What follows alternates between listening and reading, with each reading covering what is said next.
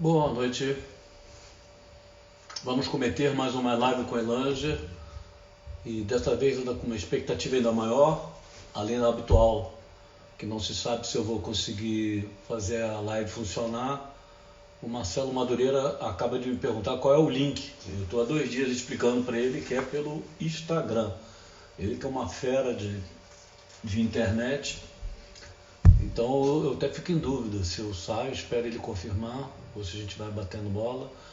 Ana Maria Ramalho. Ana Maria Ramalho está roubando todas as minhas lives. Só consegui fazer uma na frente dela. A gente tinha que fazer uma dupla. E... Elô, para aniversário. Se eu podia. Ó, o Madureira aqui. Tá falando mal dele. Ai, meu Deus. Aquele negócio agora de fazer. Pede para entrar, Madureira, que eu tenho um problema digital do meu dedo. E a Carolina não está aqui hoje. Você pode solicitar? Opa. Opa. Transmitir ao vivo com Madureira. O que eu imaginava. Ele fez isso só para me deixar estressado, mas eu não fico mais estressado com Luiz, Madureira. vou começar. Madureira. O Instagram é a pior plataforma para fazer live. Já avisa a tua filha aí, ela é instável. É uma bosta fazer Instagram. Não, saca... Daqui a pouco eu vou ter que estar caçando. Já travou, você já travou. Eu não. Você não compra uma internet boa Você já está na cocaína aí. Não, tô não. Tá a explicação que ela me deu, vê se faz sentido. Se eu entro pelo YouTube ou Face e tal, os seguidores não são informados que eu estou ao vivo.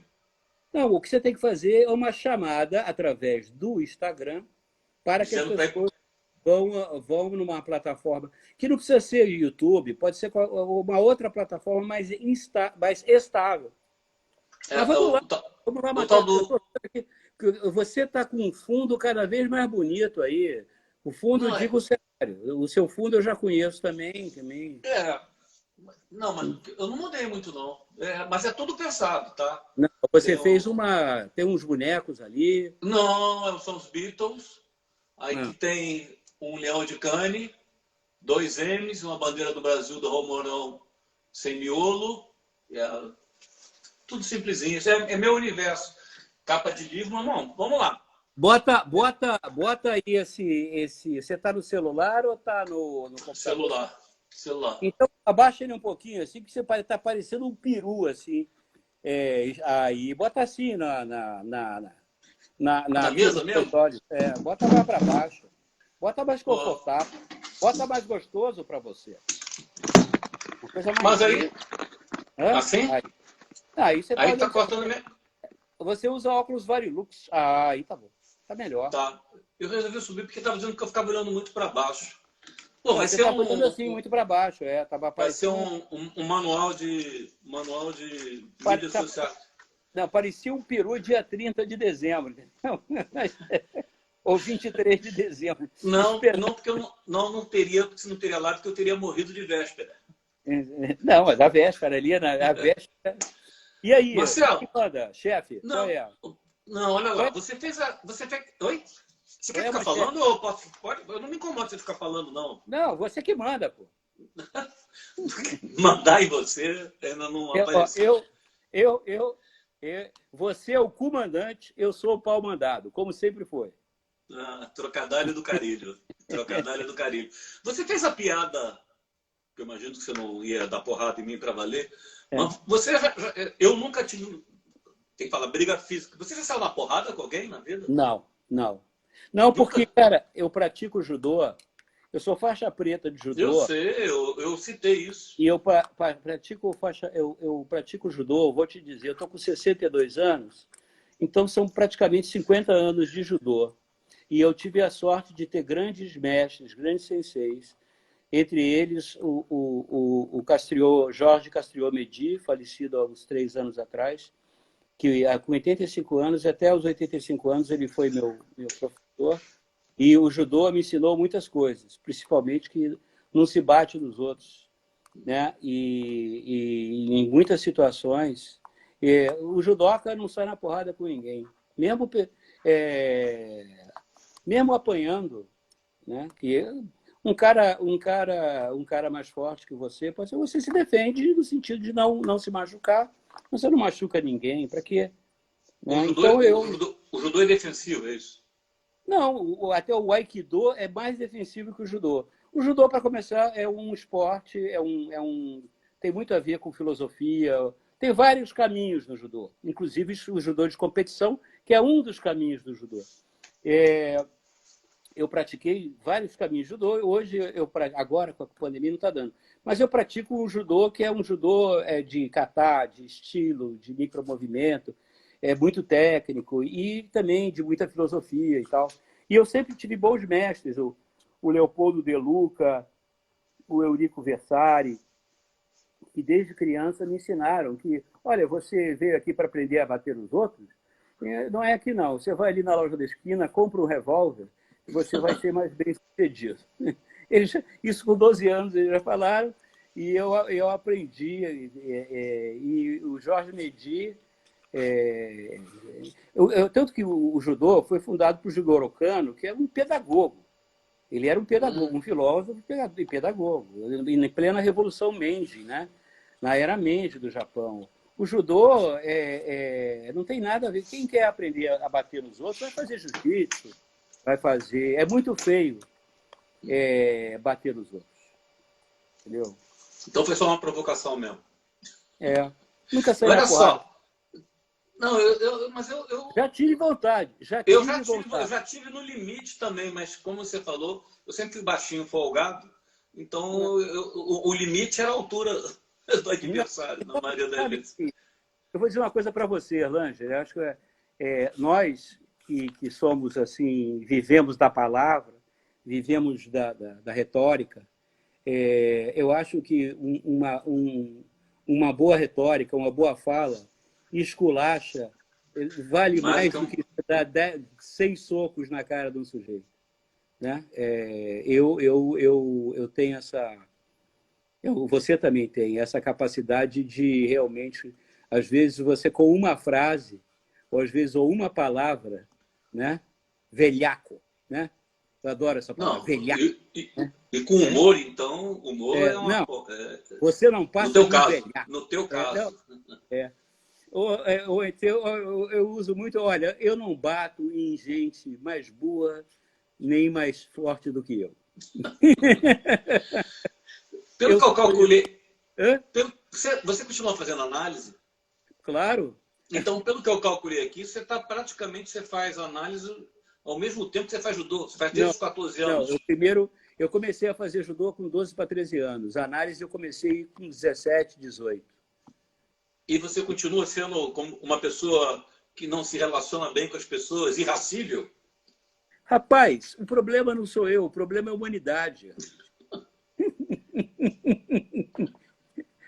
A humanidade é que... Eu acho que nós temos muitas coisas em comum, entendeu? No bom sentido. Eu acho que a humanidade não está preparada para a gente ainda. Entendeu? Não? De certa forma, nós somos uma espécie de... As pessoas têm o privilégio, por exemplo, de assistir essa nossa palestra. Nossa, que humilde, hein? Não, eu estou sendo... Não estou sendo humilde, nem estou sendo presunçoso. Nem humilde, nem presunçoso, eu estou sendo realista. Entendeu? Não, o que eu sempre disse, quando destacavam qualidades, eu dizia o seguinte, não é que eu seja excepcional, é que a média é muito ruim. Não, também não é que seja excepcional. É só por ter estudado na UFAI, né, e ter levado bomba, isso não significa que eu possa me considerar um excepcional. Essa piada é terrivelmente politicamente incorreta, né? Eu não quero aqui, de maneira nenhuma, vilipendiar, nem minimizar, né, aqueles que... Eu tenho, inclusive, parentes que têm síndrome de Down e tal. Sempre quando alguém sacaneia uma minoria, diz que tem um amigo que é preto... E me derrotam no xadrez. Meus primos com síndrome me derrotam no xadrez. Então, não venham aí com processos, com as babaquices, não, que eu... Vocês vêm com milho, eu já voltei com fubá. Aí, minha amiga nega embaçada, essa é minha fã número 1. Vamos entrar afro-brasileira linda desse... Eu tenho que falar afro-brasileira, nem pode falar nem mulata, né? Porque agora a ignorância realmente... E nem pode Não, falar negra, porque eu não sou negro, não tenho lugar de fala.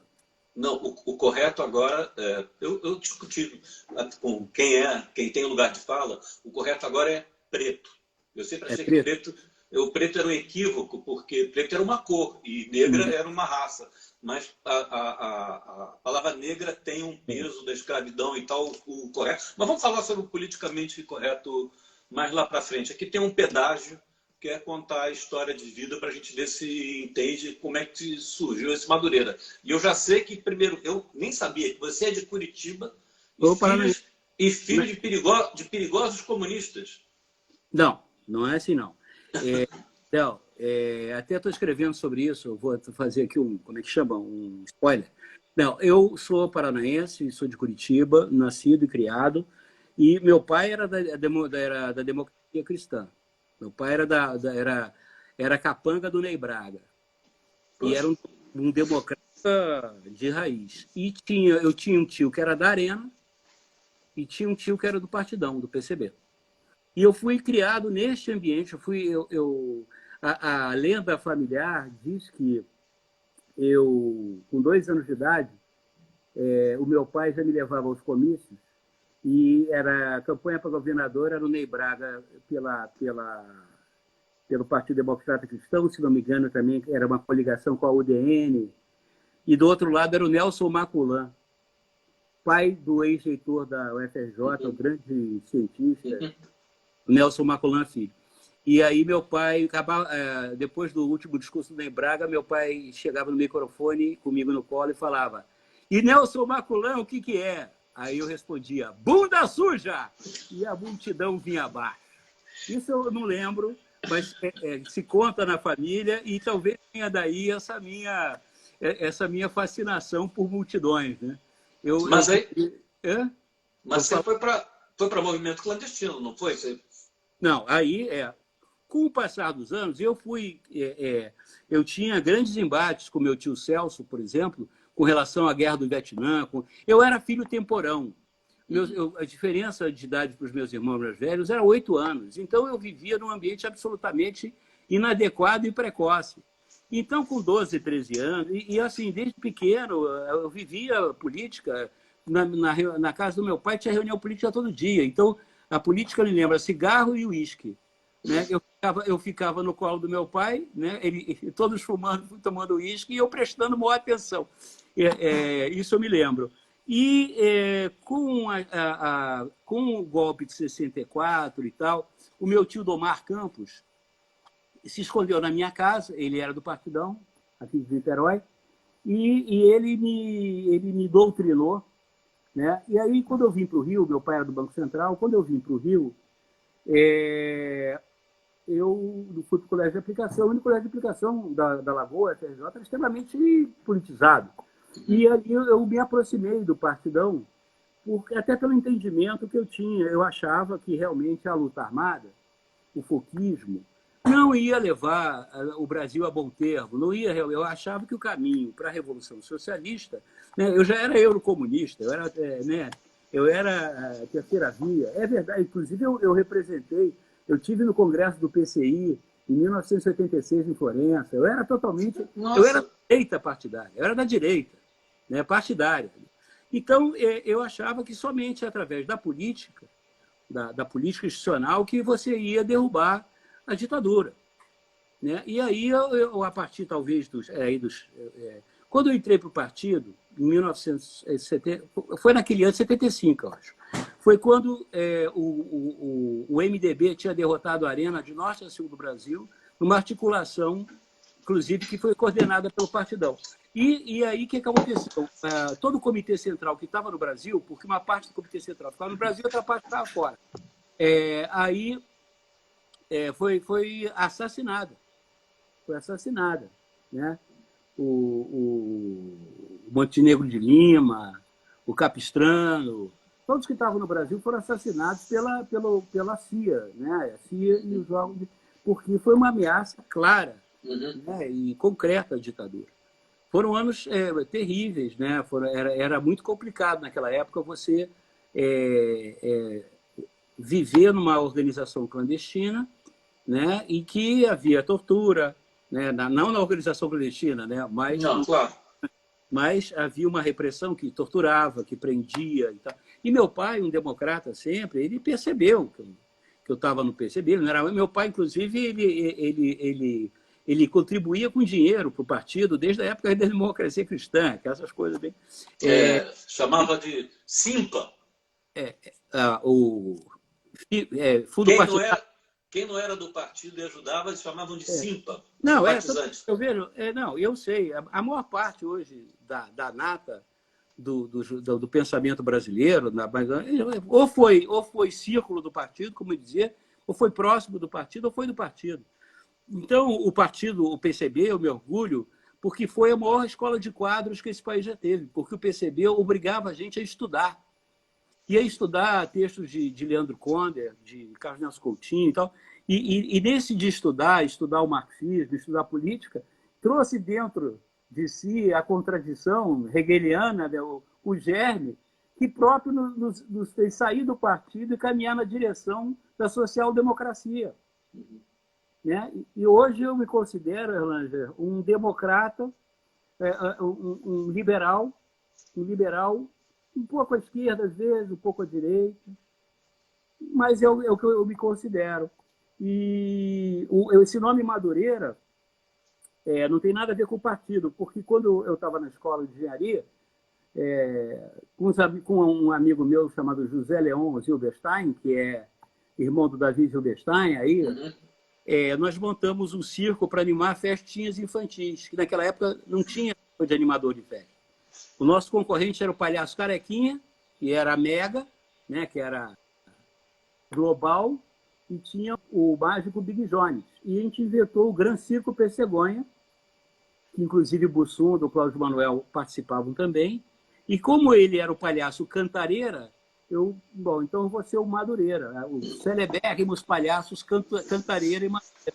Aí eu adotei esse nome, né, que é um bairro simpático aqui da Serrinha e tal. Mas meu nome não tem nada a ver com isso. Por que engenharia? Como é que você foi parar em engenharia? Cara, até hoje eu sou engenheiro. Eu tenho uma empresa... Eu sei. O que era hobby virou profissão, e o que era profissão virou hobby, e agora, nessa altura da vida, virou de novo. O que era hobby virou profissão, profissão virou hobby. Hoje, talvez eu seja muito mais engenheiro de novo do que humorista. Eu sempre fui ligado em tecnologia. Quando eu era pequeno, eu tinha todos esses jogos, engenheiro eletrônico da Philips, laboratório de química, essa coisa toda. Eu gostava de ciência, tecnologia, e até hoje eu leio The Lancet, Science, né? New England Journal of Medicine, essas coisas, porque eu também tenho essa coisa de mania de doença, né? Mas tecnologia... Você é hipocondríaco? Total. Mais que o Boni. Não é possível. Mais que o Boni levando junto. Quantos remédios você toma por dia? 6. Não, é pouco. Não, mas são 6 barra pesada. Tarja preta, todos eles. Tarja pretaça, daqueles...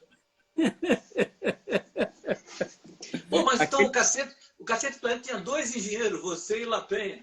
Não, e o Beto Silva. Beto também é engenheiro? Da mesma turma. Beto Silva, Hélio de Lapenha. Aí que vocês se encontraram, né? E éramos do Partidão também. Éramos da mesma base do Partidão. Não, o Lapenha não, né? Hã? O Lapenha não. Né?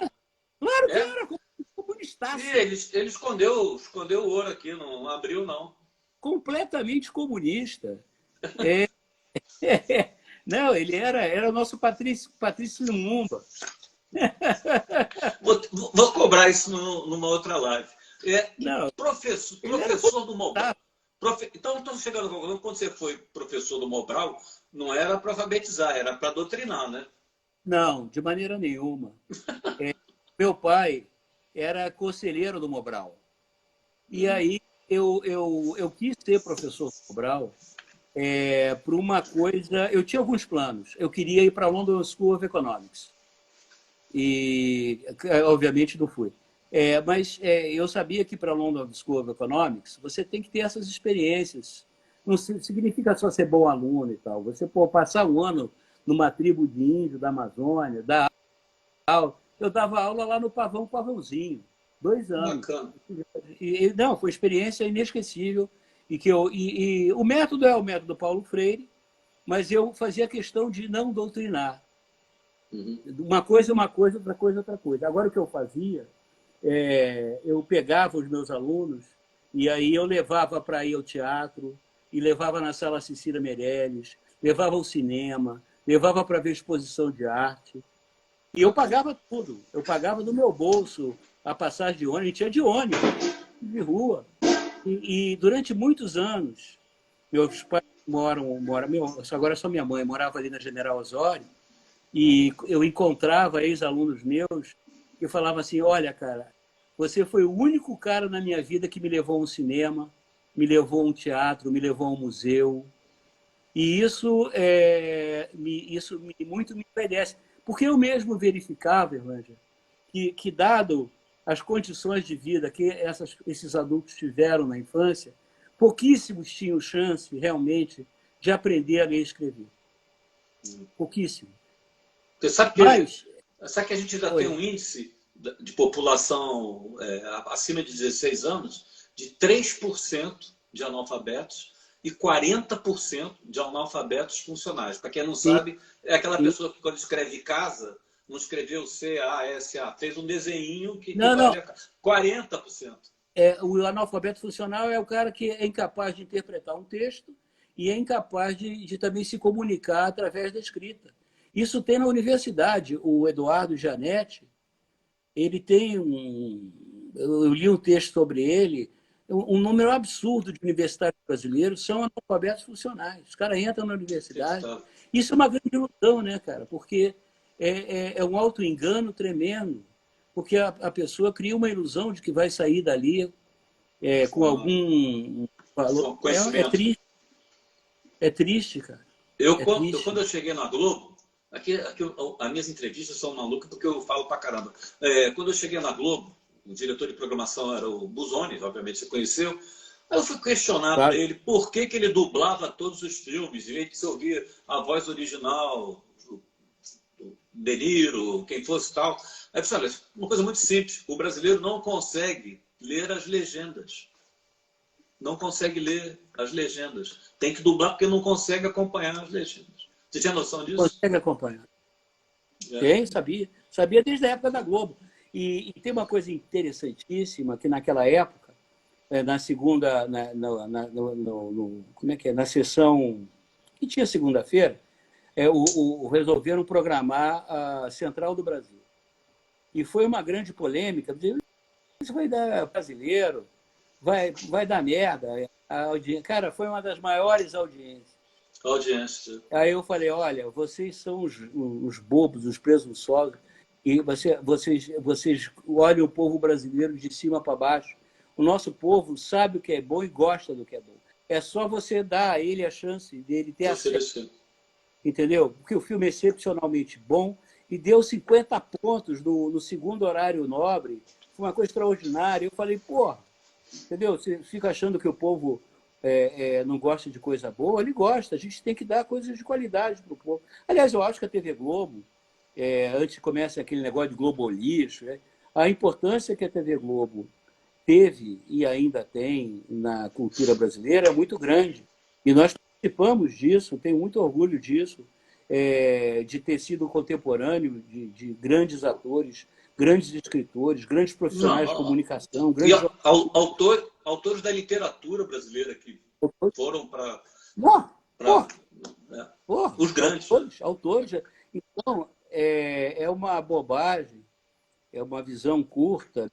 É óbvio que a TV Globo também fez coisas que não foram tão boas, né? Nem só na qualidade, teve posições equivocadas. Mas, cara, quem é que não tem, quem é que não pode? Então, a única coisa que eu critico assim na Globo, que eu já tinha saído, não foi nem na TV Globo, foi no jornal. É quando resolveram fazer aquela edição fazendo uma meia-culpa do Globo ter apoiado o golpe de 64. Eu achei isso uma sacanagem. Eu jamais faria isso, porque isso chama-se revisionismo histórico. Você não pode ser responsável por atitudes. Você não sabe o que estava acontecendo naquela época, o que orientou a cabeça do doutor Roberto, do diretor de redação, entendeu? Para apoiar. Eles deviam ter lá os seus motivos. Agora, poderiam ser certos ou errados. Agora, não estão mais aí para se defender ou explicar, aí você fica com uma posição oportunista, babaca, escrota, demagógica, que é o Globo da nossa época, eu tenho orgulho de dizer, da minha, da sua, do nosso grande Evandro, jamais teve, né, de ficar só acho que era aquele babaca do Ascânio Seneme, que inclusive mandou o Agamenon embora, não teve nem coragem de fazer isso presencialmente, né? O cara tem tanta hombridade que mandou um bedel de redação fazer. Aí eu liguei para o Merval e mandou, não, manda o filho da puta vir aqui, porque eu fui admitido aqui por Evandro Carlos de Andrade, que era diretor da redação. Esse escroto que ocupa o lugar dele hoje vai ter que ter pelo menos a dignidade de me mandar embora. Inclusive com a mulher do Hubert com câncer, doente e tal. Aí ele veio, hoje quando a gente se encontra, ele é todo... Mas ele já está no fosso da mediocridade, da onde ele nunca saiu, aliás. Só foi diretor de redação do Globo porque babava o saco do coitado do Rodolfo, que estava agonizante, né? Um oportunista. Né? E hoje escreve naquele jornal que vem encartado no jornal da Hyundai, né? Que lembra o finado O Globo. O João Roberto, se estiver nos assistindo, há de me dar razão. Há de me dar razão. Né? O que é? Não, eu me lembrei o seguinte, você tá... eu era editor-chefe. Eu lembrei essa história do La Penha, um telefonema do Eduardo Suplicy, acho que ela já era deputado, dizendo que ele se lamentava muito, ele era favorável à liberdade de expressão, mas ele ia processar o Agamenon, que ele ia exigir direito de resposta. Aí eu tive que explicar para ele que o Agamenon ia ser difícil do advogado, o juiz conseguir integrar a petição e tal, mas ele ficou muito... Mas olha, eu acho... Vamos chegar logo nesse ponto. Naquela época, deixa eu contar essa de que eu estava num jantar da altíssima sociedade carioca, conversando com um cavalheiro também, e ele me garantiu que quem escrevia a coluna do Agamenon era o doutor Roberto em pessoa. E aí eu falei, mas você tem certeza? Eu sei de fonte segura, inclusive estilo e tudo. Quem escreve é o Roberto Marinho. O doutor Roberto escreve Agamenon. Rapaz, que coisa! Eu fiquei ali. Eu dei corda. Eu não sei se é porque eu sou... Aliás, quando falava com a minha mãe, na sua época, ela dizia, como na minha época? Na época, hoje eu estou viva, mas como eu sou dessa época... Fala-se muito que o humor do Cacete e Planeta que o humor fica datado.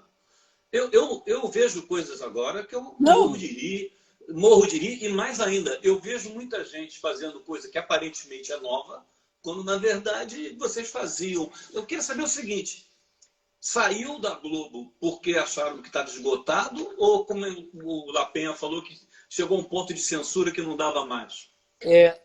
Um pouco de cada um. Mas eu acho o seguinte, a saída nossa da Globo até hoje, de certa forma, é um mistério, porque não foi só a saída da Globo. De certa forma, nós fomos cancelados da Globo. A Globo não exibe nenhum material nosso, a Globo não nos chama para nada, individualmente ou em grupo. A Globo solenemente nos ignora. Tanto é que quando teve agora esse programa... Por que vocês não tentam adquirir o acervo? Porque eles não fazem e nem deixam fazer. É aquela velha, os medíocres no poder é um perigo. Entendeu? Eu prefiro segurar um louco que empurrar um babaca, como se diz. Então, aí quando teve aquele programa recente sobre a comemoração de 70 anos de televisão, né, que era em 2 episódios, a grita foi tão grande que nós não fomos citados, que aí eles incluíram no segundo episódio, enfiaram lá completamente fora do esquadro, né? Enfiaram ali a fórceps, o Cacete Planeta, porque a grita da sociedade foi muito elevada. Mas eu acho, o Erlândia, isso não é mágoa, não. O que eu só queria entender o porquê disso, a razão desse cancelamento. E queria saber antes que a Globo acabasse de vez, porque eu mesmo falei, olha, vocês têm que ou abrir o capital ou vender esse negócio enquanto vale alguma coisa. Porque eu cheguei a escutar do Manuel Martins, que hoje lá está em Portugal, se vários assistindo há de lembrar disso, ele falou na minha cara que a internet não significava nada. Eu ouvi algumas coisas. Eu ouvi de executivos da Globo, numas últimas reuniões que tive lá, que a Netflix também, quando acabasse os contratos com as majors, ia acabar. A Netflix existia para ser vendida. Ela ia ser vendida. E a Globo está lá, né, com problema de caixa, né, tentando... O que eu ouvia muito também, agora já passei de um período de não compete, é o seguinte, não, esquece novela de época, que nunca mais, depois... Aí eu falei, mas gente, o Natal Ney, não, novela de época já era. Um bom texto, um bom conteúdo, não tem essa história. E agora, já que eu fiz o charme aqui de mostrar o Leão de Cannes, nós ganhamos com o Leãozinho, nós ganhamos a Globo ganhou, foi na área de comunicação com mídia social. Aí eu na época, eu falei, olha só, quem devia estar nas mídias digitais era o jornalismo e o entretenimento. Eles perderam muito tempo antes de cair essa ficha. Eu tive uma conversa uma vez com o João Roberto, e como já foi há muito tempo, posso ter revelado. Eu disse, vem cá, por que vão acabar com a programação infantil? Não, porque a programação infantil, com a nova legislação, não pode vender, não é comercial. Eu falei, mas, João Roberto, a programação infantil ela não é questão comercial, ela estabelece os laços com o público. A porta eu fui criado vendo o Nacional Kid. A minha ligação com a TV Globo era muito mais forte, porque a TV Globo faz parte da minha infância. Então você está... Cara, que visão que abstrusa, que visão limitada, que obscura. Eu tenho certeza que o João Roberto, né, que é uma cabeça, pensa e tal, mas, cara, continuaram com essa mentalidade. E eu falava, olha, o problema da TV Globo é que você produz em língua portuguesa. Muito bem, mas em língua portuguesa. Jamais vai produzir em espanhol, porque o Slim não vai deixar, porque o Slim salvou a Globo, que eu estava lá, quando a Globo estava com aquele problema lá da desvalorização cambial, e jamais o Slim ia deixar a Globo entrar no mercado hispânico. E em inglês, a Globo não tem condição, não tem estrutura financeira, nem conhecimento para competir com as grandes players, né? Netflix, Disney Plus, todas essas aí. Então, cara... Aqui um capítulo caro custava R$1 milhão, enquanto um episódio de série custa $1 milhão, né? Não, um dos meus episódios, eu fui entrevistar era o Felipão, lá na Granja Comari. O Pânico também foi. O pessoal do Pânico também foi. Na hora do almoço eu contei, era eu só. Eu, o repórter e a minha equipe. Na hora do almoço eu contei, a minha equipe tinha 40 pessoas. A equipe do Pânico foi numa Kombi. Aí eu chamei o meu produtor, que hoje está no Canadá, o Daniel Vansan, e falei, Daniel, olha só, olha o Pânico aqui. Não tem a menor chance de dar certo, né? Eu tenho o prazer de ser amigo do Fábio Coelho, que é o CEO da Google no Brasil. Aí ele também é colega, engenheiro, e ele é muito brincalhão, cara. Aí ele chegou para mim, de vez em quando a gente vai tomar um café. Agora com a pandemia não, mas eu ia tomar um café em São Paulo. Ele chegava, primeiro que o escritório dele, ele assim, um por dois, né? A sala dele no Google era a mesa dele e uma mesinha redonda que mal cabiam 4 pessoas convidadas. Aí, Marcelo, adivinha quanto eu faturei esse ano? Quer dizer, para começar? Eu não sei, pá, 10 bilhões, o mesmo que a Globo. Aí ele pega, agora pergunta quantos funcionários eu tenho. Quantos funcionários você tem? 450. Agora pergunta qual é o meu imobilizado. Eu não sei. Eu tenho essas 3 andares alugados aqui no Itaim. Não tem a menor chance. Menor chance. Hoje, 60% da verba publicitária já vai direto para o digital, onde você tem agora, milhares só para mostrar que, enfim, porque nosso tema não é a Globo, mas foi um erro estratégico. Um dos maiores sucessos do grupo é o Gloob, que é justamente com programação infantil. Né? Só que perdeu o timing. Perdeu o timing. Não, porque meus filhos. Você tem outros incumbents, tem a concorrência é muito mais complicada. E você você tinha um papel na sociedade brasileira que você abriu mão, igual o Trump, entendeu? Você abriu mão disso em favor de não sei do quê. Em favor de, por exemplo, uma coisa que eu não entendo, há 2 anos atrás, inaugurar um estúdio de 230 milhões de dólares lá no Projac. Para quê? Para quê? Essa decisão... Não... Cara, eu sou empresário. Qual foi o maluco que topou isso? Não é possível. O próprio Grupo Globo, uma empresa forte, poderosa, como é que fez aquele parque gráfico que não tem 20 anos? Será que não tinha um planejamento na época para poder enxergar 50 anos à frente e dizer, olha, o business de imprensa vai acabar. Vai acabar. Aquilo lá é um elefante branco, aquilo ali não vale 100 mil reais. Porteira fechada.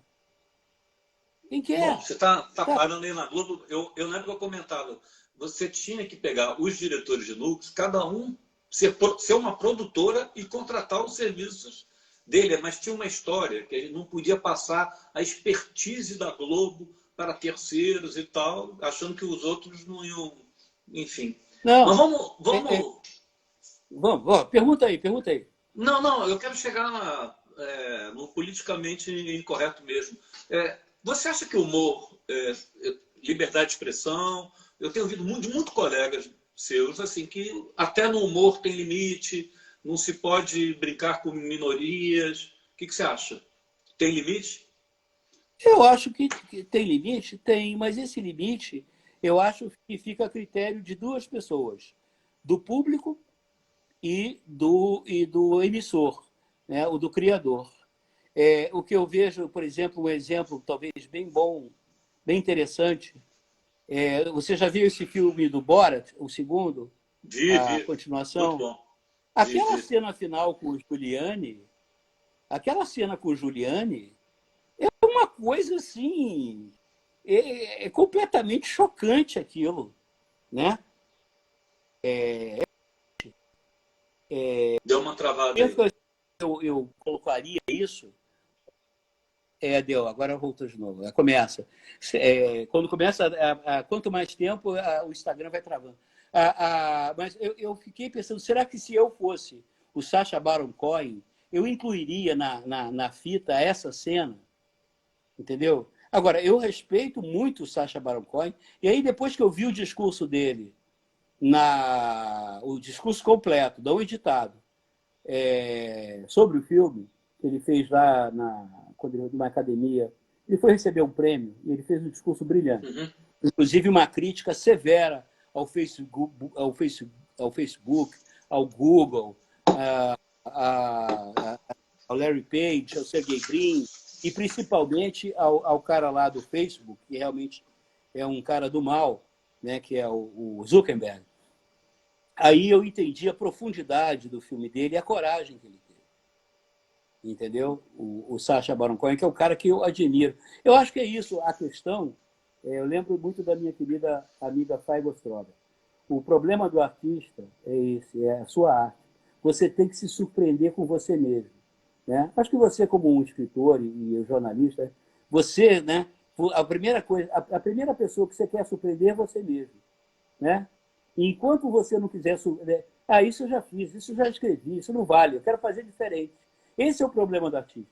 Senão você vira aquele pintor lá de Miami, como é o nome deles, que faz aquilo. Não cita não. aquele que pinta aquelas coisas que o Brito, Romero, tá vendo? Que o Faustão Já valorizamos os quadros dele. Não, valoriza, não, compra quem quer. Ele não está fazendo nada de... Ele não está fazendo nada de desonesto. Não, eu ia chamar então assim, tem quem... E vende, ele não obriga ninguém a comprar. Tem quem goste, compra. Ué. Tem quem goste, compra. É igual a palestra do Karnal, daquele outro, aquele que fala assim, igual propaganda de rádio antiga, aquele outro. Porra, os caras estão ganhando dinheiro dele lá. Babaca é quem paga aquela fortuna para se sentir inteligente. Os caras estão na razão dele. Bobo sou eu que não faço isso. Entendeu? Agora, quem está falando mesmo? Não, se o problema do artista é esse. Se o humor tinha limite. Ou seja, você se sente vontade hoje de fazer piada pejorativa em relação a negro, em relação a gay? Não. Eu quero fazer piada engraçada. Eu não quero fazer piada sacaneando o negro, ou anão, ou judeu, ou o que for. Não é essa a ideia. Não é ou a mulher, ou a loura. Isso é bobagem. Eu quero fazer a piada engraçada. Né? Às vezes, a piada passa por uma questão de alguma característica, seja cultural, seja o que for.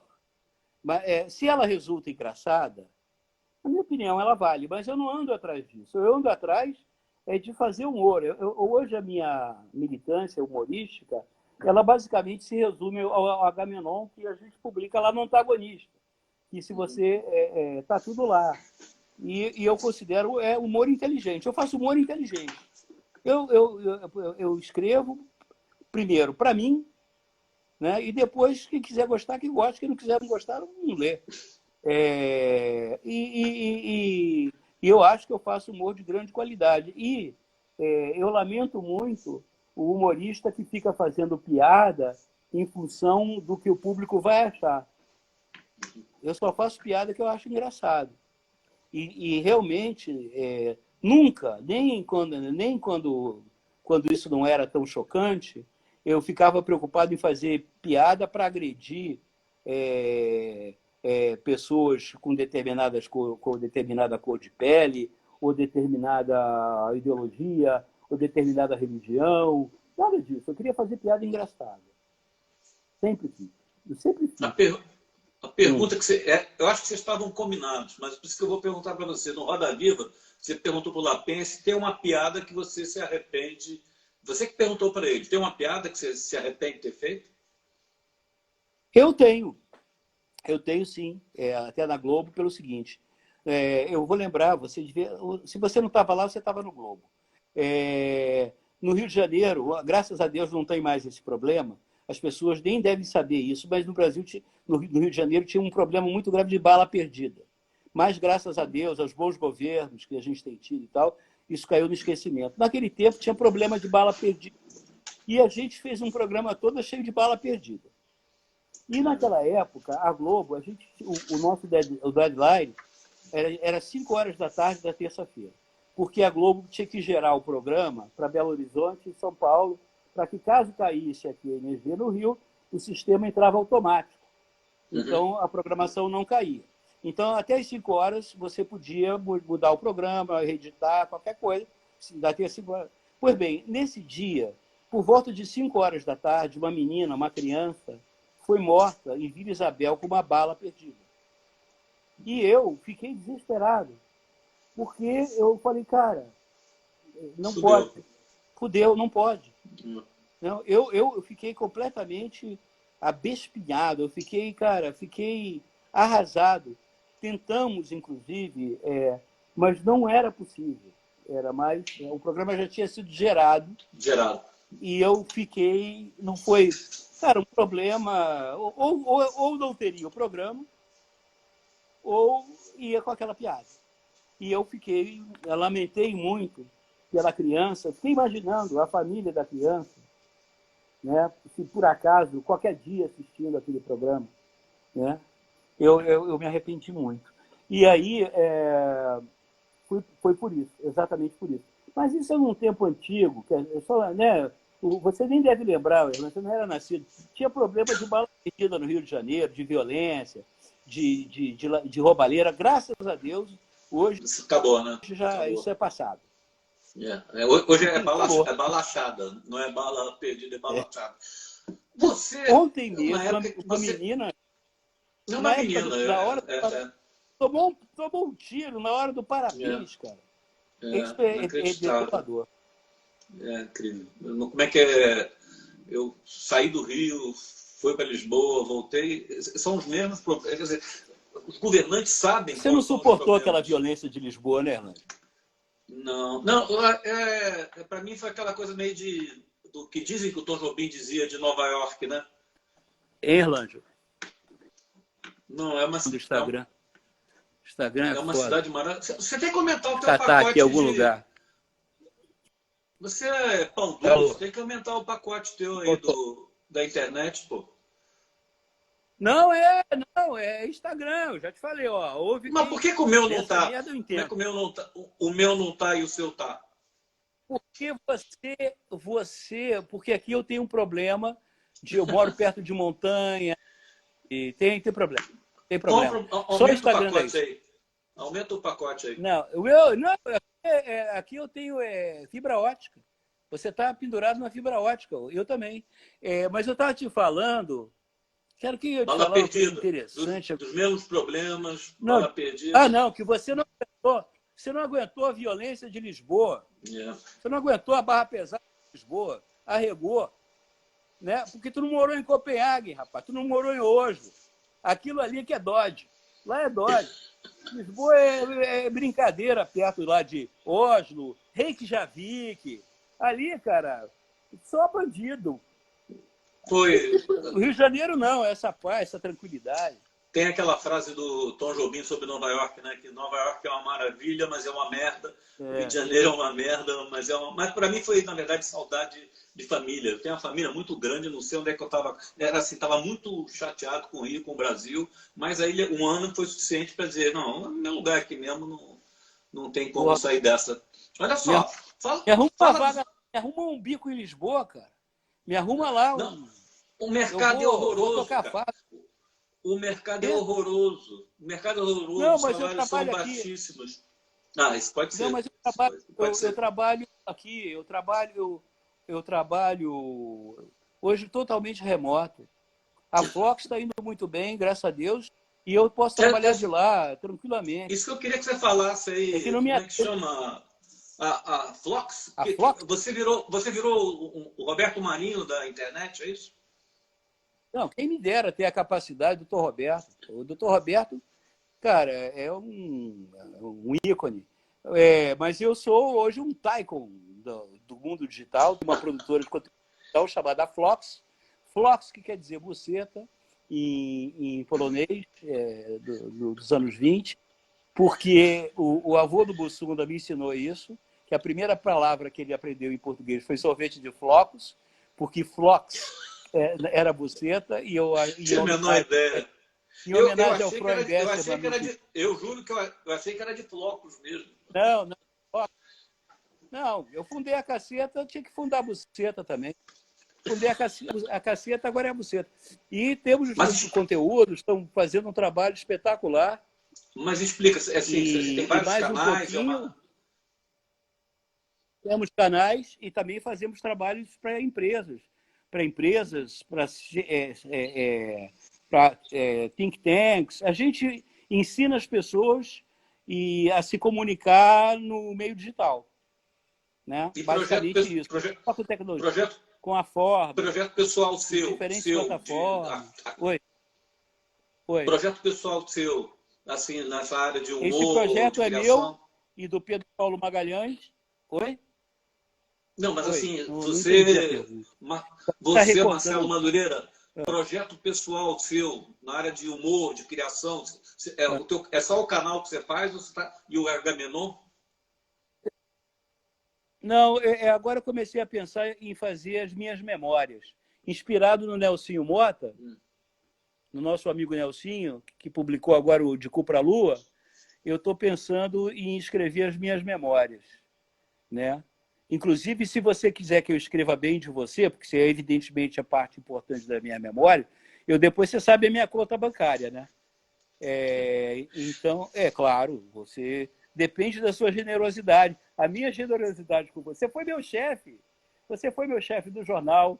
Você foi meu chefe do jornal em várias editorias. Várias. Você sabe qual antes de ir para a reação no jornal foi com o Agamenon. Mas você sabe qual foi o maior rolo que você arrumou na minha vida? Não, Não, o maior rolo, como sempre o baixinho folgado deu. Não, vocês fizeram uma brincadeira. Eu não acho que se falar está arriscado eu sofrer um atentado. Com o Corão, lembra? Fizeram uma piada com o Corão. Né? Você lembra que vocês fizeram uma brincadeira com o Alcorão? No Cacete Planeta? Putz, grilo, isso foi um rolo danado. Aí eu falei para vocês, o problema não é liberdade de expressão, não. De repente... Mas você ganhava bem para isso. Você ganhava extraordinariamente bem para isso e fazia muito bem. Mas não para isso. Você não fazia isso com muita propriedade. A gente fazia porque você estava lá.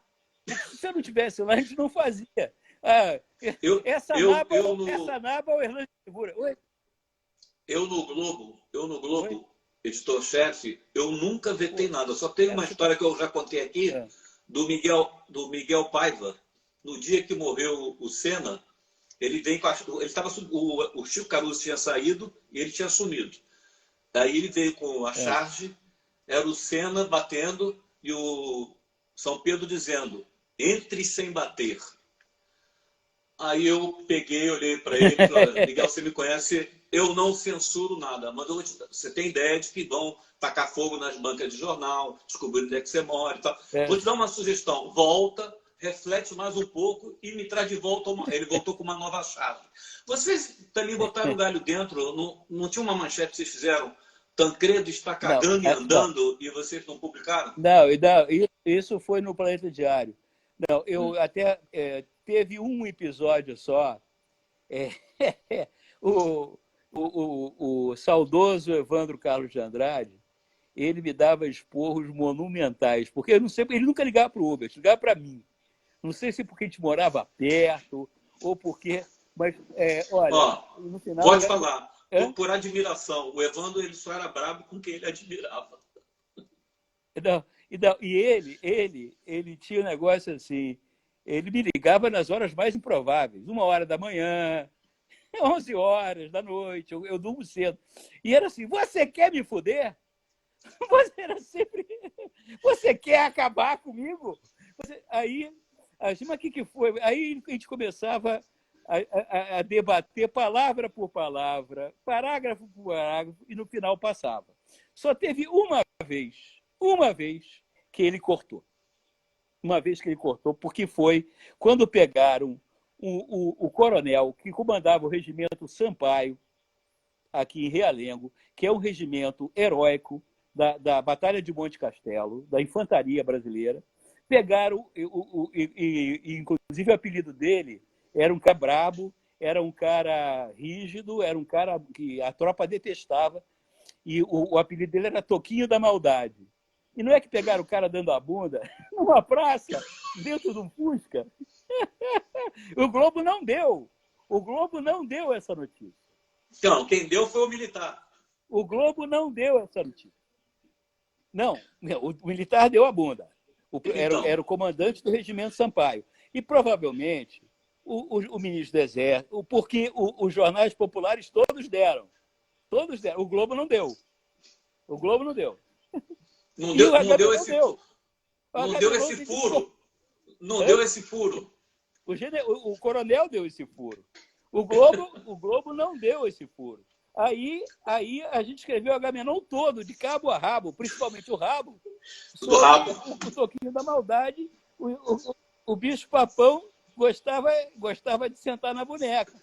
Entendeu? Do regimento Sampaio, que foi uma afronta aos pracinhas, aos heróis, a tradição do regimento Sampaio. Às vezes, sentar em cima de uma jeba pode ser um ato heróico, pode ser também. Tem que ter coragem, dói muito. Agora, o Evandro cortou em limine. Aí, cara, a gente teve uma discussão. Bom, resultado, pelo menos arranquei mais um daqueles almoços, aqueles que ele pagava para a gente lá no restaurante Monte Carlo, lembra? Ia Claro, você, ia claro. Luiz Garcia, ia o Caban, ia o Hubert, ia eu e ele. E aí ele contava história, pagava um bife legal para a gente, porque ele ficava, ele ficava culpado, né? Ele ficava... Cara, que saudade. Eu tenho muita saudade daquela nossa época. Outro dia eu estava lembrando do Caban. O Caban deve estar velhinho, né? Mas tá bem, tá bem. O Lembra do Caban, Caban?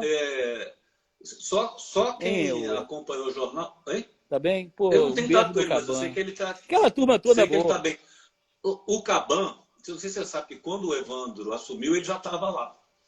Aí ele chegou para o Evandro e disse, olha, eu não escrevo bem, eu não tenho fonte, mas ninguém toca uma redação como eu. Foi essa história dele. E graças ao Caban, Não. que o Globo foi o pioneiro na informatização. Foi o primeiro jornal a se informatizar, jornal de bares. Ele era uma fera nessa parte de organização. E que é fundamental, né? Que é fundamental. Quer dizer, era se partidão. não... Era do comunista, era Não. comunista, era partidão, de 4 costados, de filho, pai e mãe Você comunista. Você conhece a história dele? Não, ele só cortava a barba em barbeiro, todo mundo já fazendo em casa, porque o pai dele era barbeiro. Mas você conhece a história dele com o Dr. Roberto? Não. Ele foi preso porque ele tinha uma história de que o Partidão, como um companheiro, um camarada era preso, eles pegavam dinheiro para levar para a família. Pegaram para a família. E o Caban teve como missão, uma vez, fazer essa coleta. Só tem que ele resolveu, depositou e saiu com um cheque. Foi preso na saída do banco e tal. Aí o doutor Roberto arrumou dele sair, né? Disse, meu filho, comunista, tudo bem, mas usando o cheque... Pô, o cheque estava o nome dele lá, né? Não tinha como, né? Eu tenho Por falar saudade dessa época. Você falou lá atrás em conta bancária, eu me lembrei de partido. Eu te encontrei, você era do Movimento de Renovação do PSDB. O que é? O PSDB, hein? Fui sim. E você é desse PSDB do Dória também? Mas o PSDB saiu do partido? O PSDB não quis se renovar. Quê? Mas você saiu, né? Peraí que está cortando. Eu não Madureira. que agora fica caçando o seu... Voltou. Oi. Peraí. Esse PSDB já era, né? Do PSDB eu saí. Saí do PSDB. Eu saí do PSDB. Você não está em partido nenhum. Está me ouvindo ou não? Desistiu da vida partidária. Alô? Eu saí do PSDB. Saí. Peraí. Você está cortando. Não. Eu estou te ouvindo muito bem, cara. Eu pago que bom.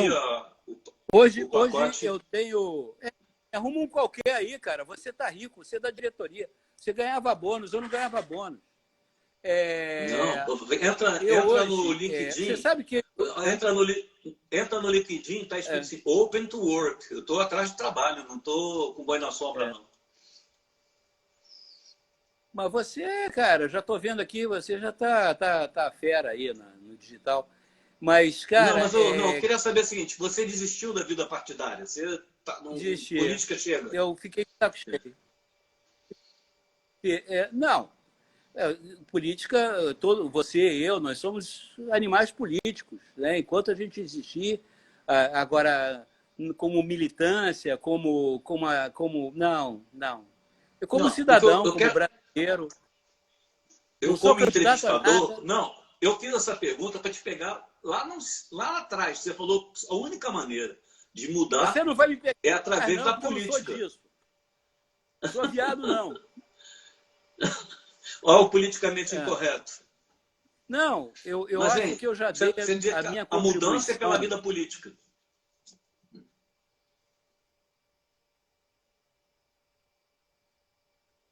Pastor. Pode falar. Cara, eu vou ficar tonto daqui a pouco. Eu também. Eu fico caçando o teu sinal aqui. Parece uma coisa... Você está fugindo. Parece coisa de João de Deus, coisa de espiritismo. Fala aí. Agora, mas então você dizia que só tem mudança, você fica frisado. mudança através da política. Fala alguma coisa. Não, eu não estou frisado, não, é você. Você desistiu da política, não, ou a política desistiu de você? Só tem mudança através da política. Agora, eu já dei a minha contribuição, eu já fiz a minha parte. Uma das coisas que eu aprendi no Partidão é que eu não poderia vincular a minha felicidade pessoal à Revolução Socialista. Quer dizer, eu só ia ser feliz quando o Brasil fosse um país socialista. Não, é a vida que segue. Né? E eu hoje, eu sou um cidadão, eu participo da vida política da minha cidade, mas sem mais nenhuma militância, não tenho mais nenhuma... Eu cheguei a pensar que eu poderia um dia ser candidato a deputado federal, ir para o Congresso, mas eu achava que talvez, com a minha atividade de humorista, de empresário, de escritor, e todas essas coisas que você faz, eu faço, a gente contribui mais para a vida política brasileira do que ficar lá no Congresso, né, naquelas negociações. Agora, eu acho também que quem quiser governar o Brasil, se o Luciano Huck quer governar o Brasil, ele tem que se candidatar primeiro, tem que fazer uns 2 ou 3 mandatos de deputado federal, para ver como é que o Congresso funciona. Tu sabe isso. Você foi lá da sucursal de Brasília. Você é macaco velho disso. Ninguém governa o Brasil sem conhecer o Congresso brasileiro. E ser conhecido também. Então, o cara quer entrar na política, sentar na janela, na primeira fila, sem chance. Só se for para virar boneco, pau mandado. Entendeu? Paulo Artung sobe nas costas dele e domina ele em 2 tempos. Entendeu? Ele vai ficar com a Angélica para lá e para cá, posando de dente. Entendeu? Então, é o que eu penso. Quem seria o seu Ele devia se candidato? dedicar mais a comer Angélica. Cara, eu acho que a gente tem que ter, eu acho que a gente tem que ter um candidato. Nós que somos pessoas de centro, a maior parte dos brasileiros são pessoas de centro. São pessoas razoáveis, são pessoas que sabem que não existe inimigo político. É adversário, e política é a arte da convergência. É a arte de você buscar naquilo que lhe é diferente o que é convergente. É ter um projeto para o país. No entanto, com essa radicalização toda, infelizmente, eu tenho que reconhecer que eu acho que o Bolsonaro já está no segundo turno de 2022. Então, tem que... O centro brasileiro, veja bem, centro não é centrão, hein? Centrão é outra coisa, é o centro.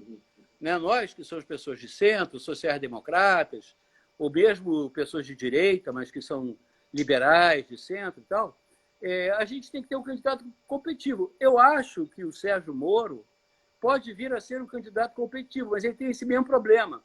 Ele não teve uma militância política e também uma experiência no Congresso.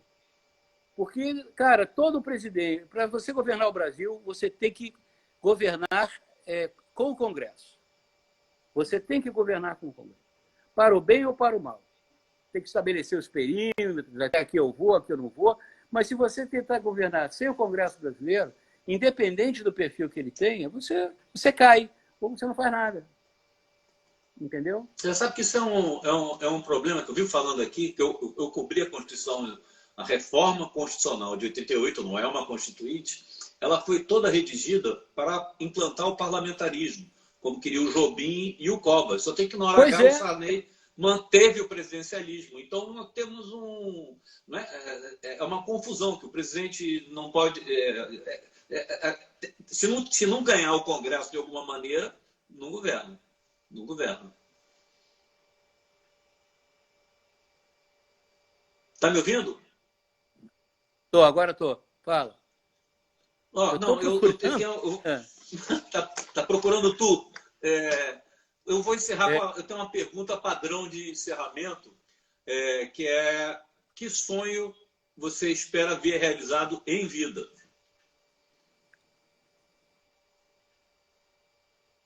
Captou?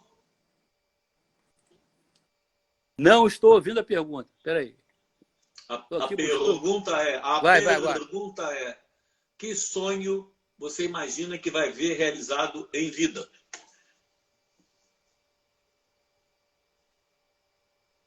Pode ser o sinal da internet, por exemplo. A minha companhia Flox fazendo IPO na Bolsa de Nova York. Vou comprar ações na época. Se estiver vivo, vou comprar ações. Marcelo? Pô, cara, Erlanger, vê se liga aí para aquele papo de amigo também, que eu sinto falta, pô. Qual? Liga para a gente bater aquele papo de amigo também. Vamos. Tem esses chatos aí acompanhando a gente, para a gente falar bobagem de... Não, o bom seria a gente abrir aquela conversa. Essa já foi esculachada, imagina os nossos telefonemas. Ia ser uma farra. Cada um de nós ia pegar 30 anos de cadeia.